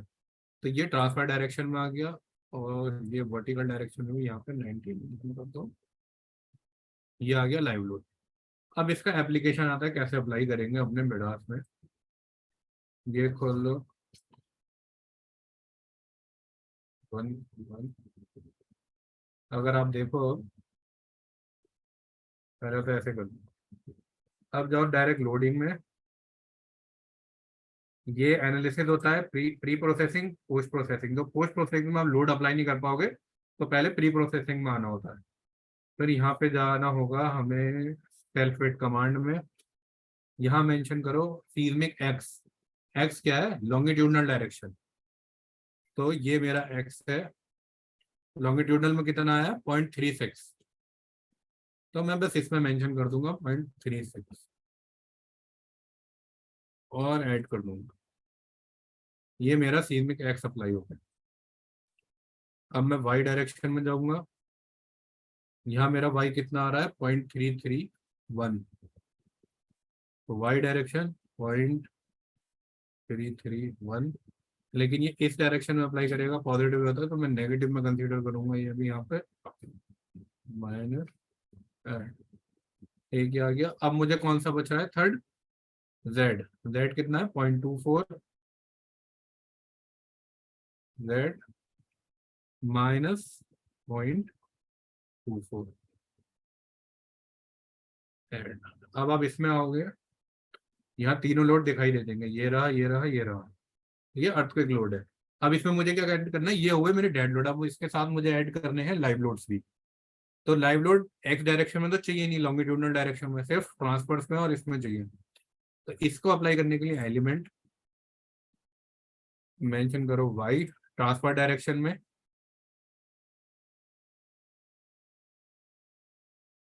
Global Y कितना कैलकुलेट करा 1.26।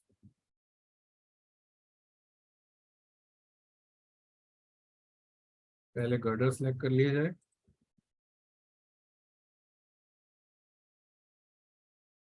माइनस 1.26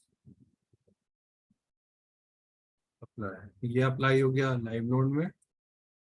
और अब जेड में अप्लाई करना हो, वापस इस बटन से सेलेक्ट कर सकते हो सेम गर्डर, माइनस 0.9 समथिंग 0.92 0.92 और इसका डायरेक्शन चेंज और ग्लोबल दैट अप्लाई। तो ये अब स्टैटिक अर्थक्वेक लोड अप्लाई हो गए। तो रन करा के देख लो, कोई एरर या कुछ आए नहीं।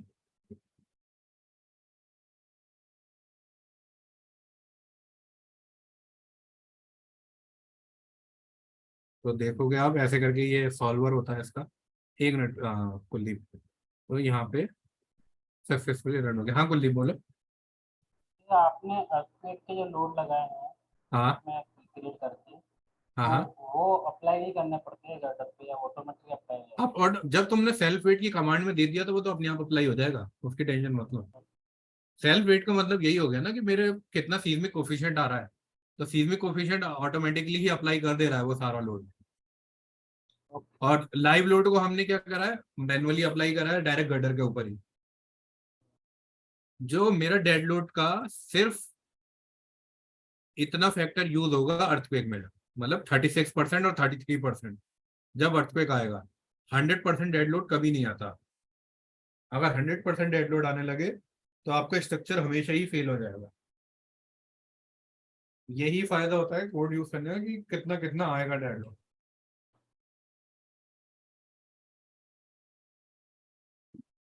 ओके। और कोई क्वेश्चन किसी का? अब आप कोड उधर स्क्रीन में पढ़ेंगे बैंडिंग तो देखो थोड़ा और पता चलेगा। हैं। कोड पढ़ेंगे तो थोड़ा और पता चलेगा। नहीं नहीं, कोड में बताओ मुझे कहाँ कंफ्यूजन हो रहे हो तुम? जब उसको और डिटेल में पढ़ेंगे तो थोड़ा और क्लियर हो पाएगा। हैं?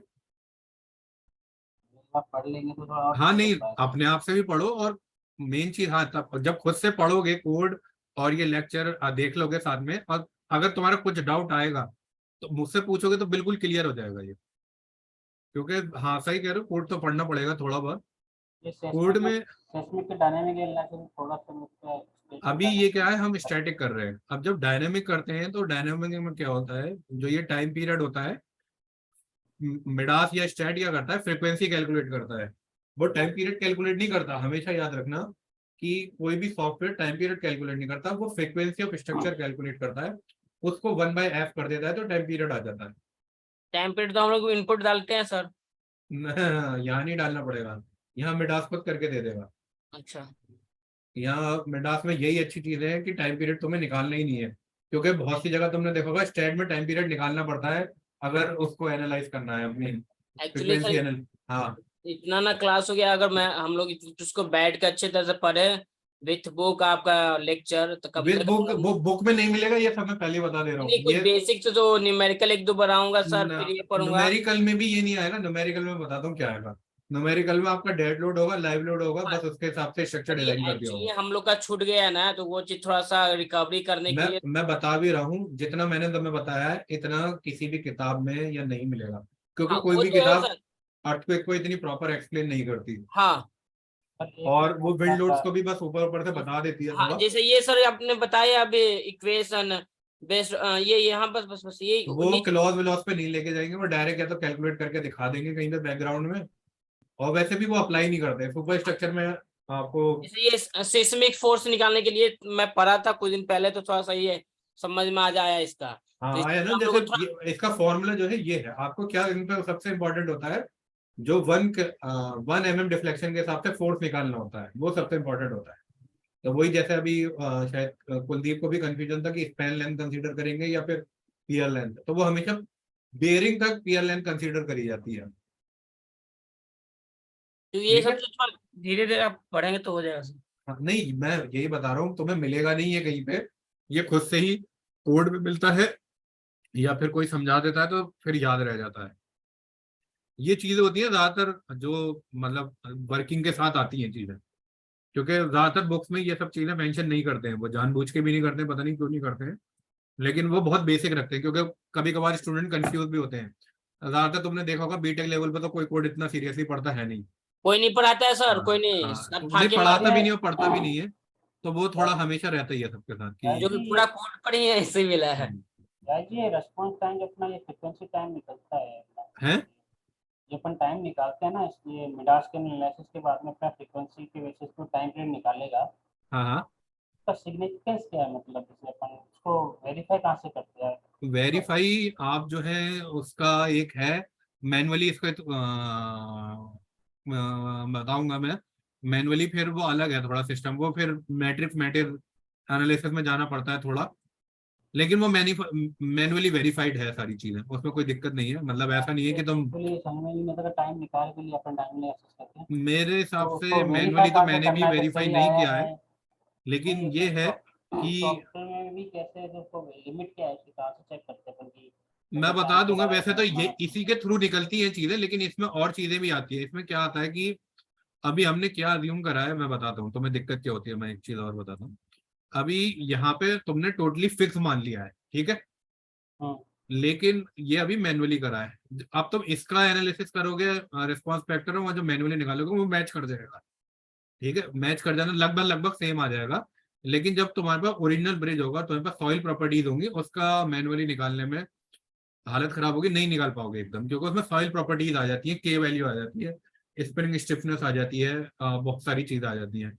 तब तुम्हें नहीं पता होता कि तुम जो अपना ये निकाल ले हो 1 mm डिफ्लेक्शन के लिए फॉर्मूला, ये वैलिड नहीं, ये काम नहीं आता। ये सिर्फ सिंप्लीफाइड मेथड है, ये सिर्फ आईआरसी में गिवन है, बाहर तो डायरेक्ट करते ही रिस्पॉन्स स्पेक्ट्रम है जो आस्टो एंड यूरो कोड है, वो सिंप्लीफाइड मेथड नहीं बताते हैं, वो कहते हैं भाई डायरेक्ट डायरेक्ट सॉफ्टवेयर में डालो वैल्यू और उसी के थ्रू निकालो। लेकिन हमारा इंडियन कोड ने दिया हुआ है, ये भी मेथड पहले यूज होता था बाहर, काफी साल पहले, मतलब करीब आज से 20 साल पहले, जब उनके वैसे कोड थे अलाउबल स्ट्रेस वाले, तब वो करते थे ये यूज। लेकिन अब उन्होंने ये चीज हटा दी है, वो टोटली रिस्पॉन्स स्पेक्ट्रम पे ही डिपेंड करते हैं। रिस्पॉन्स स्पेक्ट्रम में क्या होता है, आपका ब्रिज बिहेव कैसे करेगा और उसके हिसाब से फंडामेंटल फ्रिक्वेंसी कैसे आएगी, वो इंपॉर्टेंट होती है। ये तो एक अप्रोच है, उसको वेरीफाई करना है तो फिर वो डायनामिक एनालिसिस की एक किताब होती है, वो पढ़नी पड़ जाती है पूरी की पूरी, उसके थ्रू हो जाता है सॉफ्टवेयर। और नहीं भी पढ़ेंगे, मैं एक बार देख लूंगा कि मेरे पास है टेम्परेचर का वेरिफिकेशन तो है मेरे पास, वीके रहना के थ्रू करा रखा है, और सीस्मिक का। जैसे अपन ने टाइम पीरियड निकाला, हाँ है ना, हाँ कुछ भी XYZ आ गया, फॉर एग्जांपल ठीक है, निकाल लिया, ठीक 15 है। सेकंड आ गया। हाँ अब हाँ 15 सेकंड का क्या सीन है, वो सही है, कुछ चेंज करना है या फिर नहीं क्या, नहीं नहीं नहीं, ऐसा ठीक कोई होता है, वैल्यू मैं में बता दूं, नहीं नहीं ऐसा नहीं होता। तुम या अब कोई ऐसे वैल्यू नहीं से कह मैच सकते ना कि कराना है? सॉफ्टवेयर ठीक है नहीं है, इसमें सारी चीजें अब ये हम हर कोई ऐसे ही थोड़ी यूज कर रहा है कि बिना वेरीफाई करे हुए। मैं चलो बता दूंगा, मुझे ध्यान नहीं है, वैसे वेरिफिकेशन की टैब्स रहते हैं, इसमें भी एक हेल्प होता है, और उसमें जैसे अपन शायद। डिफ्लेक्शन निकालते हैं इसके अंदर, तो अपन डिफ्लेक्शन चेक करते हैं कोडल प्रोविजन से कि हाँ भाई हाँ, इस लिमिट डिफ्लेक्शन में तो रहना डायरेक्ट तुम चाहिए। फॉर्मूला जो मैनुअली गिवन है तो उससे वेरीफाई करा लो। उससे अपन क्या करते जैसे हैं, गैप बढ़ा मैंने देते कल हैं तुम्हें क्या डिस्टेंस में। वेरीफाई कराया था, बेंडिंग मोमेंट वेरीफाई कराए थे कल, हाँ याद होगा, कराए थे ना, हाँ हाँ तो वो बिल्कुल एक्यूरेट आ रहे थे। हाँ तो ऐसे ही सारी चीजें वेरीफाई हो जाती हैं, लेकिन उनका मेथड अब, मिडास जो होता है ऐसा नहीं है कि किससे ले रहा। पहले तो तुम्हें ये समझना पड़ेगा कि मिडास में कौन सी बुक या कौन से कोड ऑफ प्रोविजन से ये इनपुट कराया गया है, क्योंकि ये यूनिवर्सल है। ये ऐसा नहीं है कि इंडिया में अलग हो जाए या यूएस के लिए अलग हो जाए या इसके लिए मिडिल ईस्ट के लिए अलग हो जाए, कोरिया के लिए अलग हो जाए। ये सब है एनालिसिस। एनालिसिस पार्ट हमेशा जो होता है आपका यूनिवर्सल होता है। तो इसमें जो चीजें काम कर रही होंगी, या तो वो कोरिया की किताब से लिया हुआ होगा, या यूएस के किसी किताब से ले लिया होगा, या यूरोपियन किसी किताब से ले लिया होगा, क्योंकि ये हमें भी नहीं पता, या फिर डायरेक्ट किसी प्रोफेसर से ले लिया होगा, या यूनिवर्सिटी से किसी प्रोफेसर से बोला होगा भाई हमें सॉफ्टवेयर में इनपुट कराना है, तो आप हमें वो करा के दो कि कैसे कराएंगे। तो ये चीजें ऐसे काम करती हैं। इसमें आप किसी एक किताब से नहीं वेरीफाई कराते हैं, लेकिन उसके लगभग इक्वल आना चाहिए, मतलब 90% अगर आ गया सेम, तो हमारा सॉफ्टवेयर ओके है। तो मैं एक बार देख लूंगा कि कहाँ है। ये तो हमने मैनुअली निकाल लिया, हमारे कोड में गिवन है और सब कुछ मैनुअली करा, लेकिन जब हम रिस्पॉन्स करेंगे स्पेक्ट्रम, तो मैं देख लेता हूँ कि वेरिफिकेशन गिवन है नहीं है। वैसे तो वो दे देते हैं वेरिफिकेशन, अगर मिडास वालों को कंप्लेन वो करो, मेल डाल दो कि भाई सर हमें इसका वेरिफिकेशन दे दो सीस्मिक का, तो वो खुद ही दे देते हैं। टेम्परेचर का हम ले चुके हैं पहले भी, मतलब मैं कंपनी में काम करता था, तो टेम्परेचर में दिक्कत आ रही थी कि लोग रिजल्ट अलग आ रहे थे मैनुअली और उसके अलग आ रहे थे, तो फिर उन्होंने पूरा समझाया भी था, और क्यों अलग आ रहे थे, क्या दिक्कत आ रही थी, वो सब बताया भी था। तो टेम्परेचर का हम कर चुके हैं पहले ही वेरीफाइड। अगर सीस्मिक का भी करना है तो मैं देख लेता हूँ कि अब अवेलेबल होगा, या फिर हम मांग लेंगे उनसे, देखते हैं अगर वो रिप्लाई देंगे तो।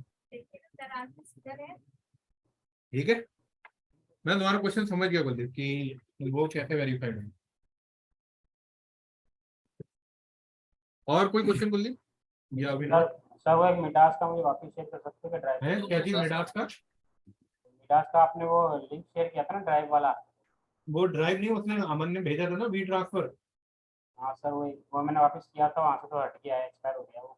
क्या हो तो गया? वापस वहाँ से वो जो लिंक भेजा था ना आपने पहले, नहीं नहीं, वो मेरे नहीं है, अमन ही करता है वो ज्यादातर। बताओ क्या हुआ था उसमें? उन्होंने भेजा था तो वो एक्सपायर हो गया, वो लिंक अवेलेबल। तो आपने डाउनलोड नहीं किया था क्या? वो एक्चुअली डाउनलोड किया था लेकिन वो फाइल में से मिस हो गई वो। अच्छा, प्रॉब्लम हो तो गई। वो एक बार ग्रुप में डाल दो अमन, या अमन को मैसेज कर दो सर, वो ऐसा मैं बता दूं क्या मैसेज करना कि एंटीवायरस एक्टिवेट हो गया था मुझसे, तो वो उसके चक्कर में डिलीट हो गई, दोबारा भेज दो। ठीक है। क्योंकि एंटीवायरस जो होता है वो डिलीट कर देता है फाइलें, वो क्रैक वाली ऑटोमेटिकली। तो उसको बस आप उसमें अपने आर फाइल को हमेशा सेव करके रख लेना करे, अगर कभी एंटीवायरस डिलीट करे तो फिर दोबारा चेक कर लिया करें। ठीक है। हाँ अविनाश, कुछ कह रहे थे तुम? नहीं सर, कोई क्वेश्चन नहीं, अब इसको स्टडी कर लूंगा तो फिर पूछूंगा सर। हाँ, इसको एक बार पढ़ लेना कोड को अच्छे से, और लेक्चर को देख लेना। सर टाइम नहीं मिल पड़ा आपका, ये आई थिंक 4th लेक्चर है, 4th आई थिंक। तो टाइम आप सैटरडे संडे ले लो ना, अभी अब तो 15 अगस्त पे 4 दिन की छुट्टी आ रही है लोगों की, या 3 हाँ दिन तो सर, ले उस ही पर रहे। पढ़ूंगा, सर 15 अगस्त की छुट्टी क्या आज करो, इतना ना वर्क हो जा रही है कि हम सुबह 6-7 बजे निकल रहे हैं तो वही टाइम में आ रहे हैं। तो 15 अगस्त की तो छुट्टी देंगे ना। हाँ उसमें देंगे, उसमें तो लूंगा ही छुट्टी सर। हाँ, अभी और बोले आजा 15 अगस्त के दिन भी आजादी के दिन झंडा लहरवा दें।